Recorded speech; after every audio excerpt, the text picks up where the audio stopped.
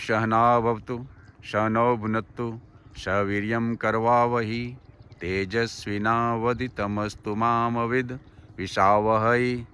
ओम शांति शांति शांति। आज हम श्रीमद् भगवद गीता अध्याय 13 क्षेत्र क्षेत्रज्ञ योग का श्लोक नंबर 24 से शुरू करेंगे। 23 तक हमने कर लिया था और मूलतः भगवान श्री कृष्ण अर्जुन के 6 प्रश्न का जवाब दे रहे हैं। क्षेत्र और क्षेत्रज्ञ में क्या अंतर है, ज्ञान और ज्ञेय में क्या अंतर है, और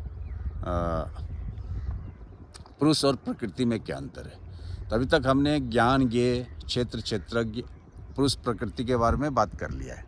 अभी यहाँ से जो भगवान जी शुरू करेंगे 24 नंबर से अंतिम श्लोक तक भगवान जी जो बात करेंगे वो बात करेंगे परमात्मा को हम कैसे समझें।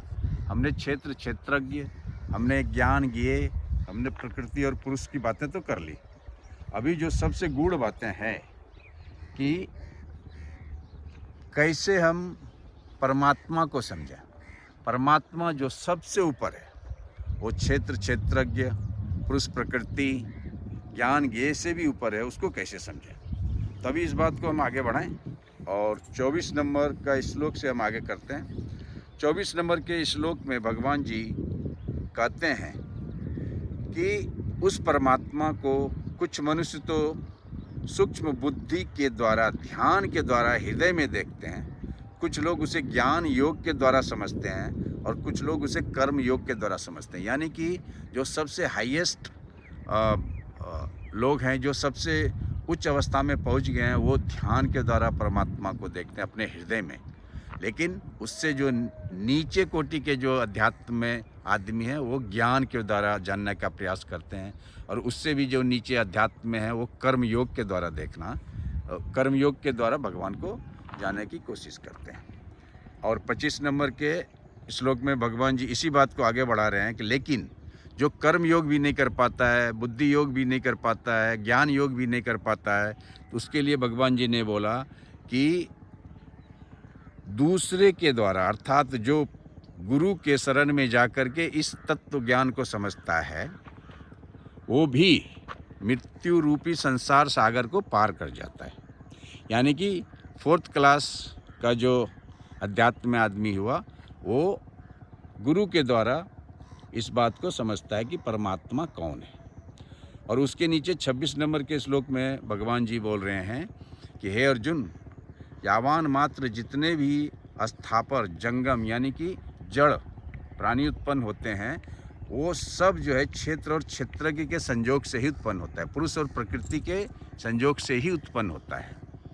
लेकिन जो आदमी समः सर्वेषु भूतेषु तिष्ठन्ति परमेश्वर विनश्यति अविनश्यंतम यह पश्यति स पश्यति, यह 27 नंबर का श्लोक है, बहुत ही इम्पोर्टेंट है। और इसमें बोलता है कि जो पुरुष नष्ट होते हुए सब चराचर भूतों में परमेश्वर को नाश रहित अनश्वर समझता है, समभाव से देखता है उस परमात्मा को, वही यथार्थ में परमात्मा को देखता है। यह पश्यति स पश्यति बहुत ही इम्पोर्टेंट है। जो देखता है वही देखता है, यानी कि जो सिद्ध अवस्था में पहुंचा हुआ व्यक्ति उस परमात्मा को समभाव से सभी चर और अचर के हृदय में एक रूप में देखता है, वही उसे सही रूप में देखता है।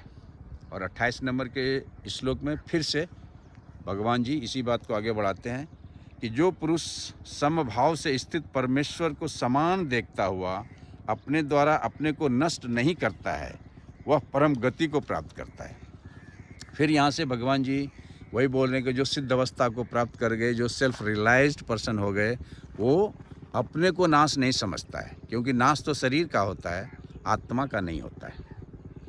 और 29 नंबर का श्लोक, जो पुरुष संपूर्ण कर्मों को सब प्रकार से प्रकृति के द्वारा ही किए जाते हुए देखता है और आत्मा को अकर्ता देखता है, वही यथार्थ देखता है। यहाँ भी भगवान जी फिर बोल रहे हैं कि ये आत्मा जो अकर्ता है, कर्म कौन करता है? कर्म तो ये शरीर, ये इंद्रिय, ये मन, ये बुद्धि करता है।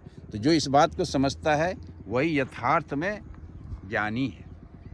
और 30 नंबर का श्लोक, जिस क्षण यह पुरुष भूत के पृथक पृथक भाव को एक परमात्मा में ही स्थित देखता है और उसी परमात्मा से ही सभी भूतों का विस्तार देखता है। यानी कि पहले भी भगवान जी ने बोला है कि मेरे से ये सारा संसार उत्पन्न होता है और मेरे में ही समा जाता है। सब जन्म मुझी से पाते हैं, फिर लौट मुझी में आते हैं।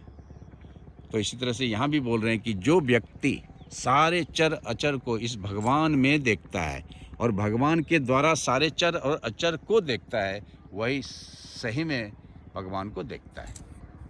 और 30 नंबर में ये भगवान जी ने बोला कि जिस क्षण पुरुष हम सभी जीवों के अलग अलग भाव को एक परमात्मा में ही स्थित और उस परमात्मा में ही सभी भूतों का विस्तार, यानी कि उस परमात्मा से ही भूत का यानी कि जीव का सृजन और भूत का यानी कि जीव का अंत देखता है, तो उसी क्षण वो सच्चिदानंद को प्राप्त कर लेता है, यानी कि मोक्ष को प्राप्त कर लेता है।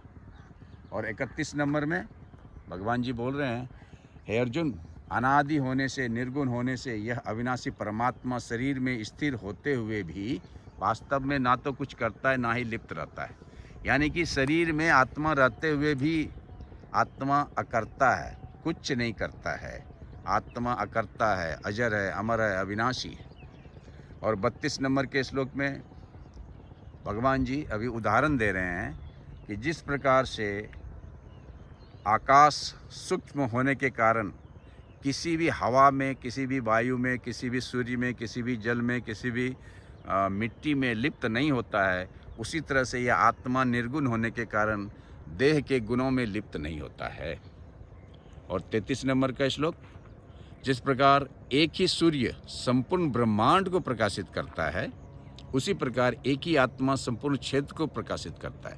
यानी कि आत्मा एक है लेकिन जीव अनेक हैं। जैसे सूर्य एक है लेकिन विश्व में अनेक सारे चीज़ें प्रकाशित होती है एक सूर्य से, उसी तरह से एक आत्मा से अनेक सारे जीव, अनेक सारे चर और अचर जीवान्वित होते हैं।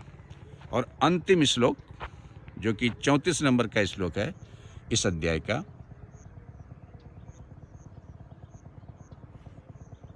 उसमें भगवान जी बोल रहे हैं कि इस प्रकार हे अर्जुन, क्षेत्र और क्षेत्रज्ञ के भेद को तथा कार्य सहित प्रकृति से मुक्त होने के उपाय को पुरुष ज्ञान नेत्रों द्वारा तत्व से जान सकते हैं। और जो इस बात को समझ जाते हैं वो परमात्मा ब्रह्म, परम ब्रह्म को प्राप्त कर लेते हैं।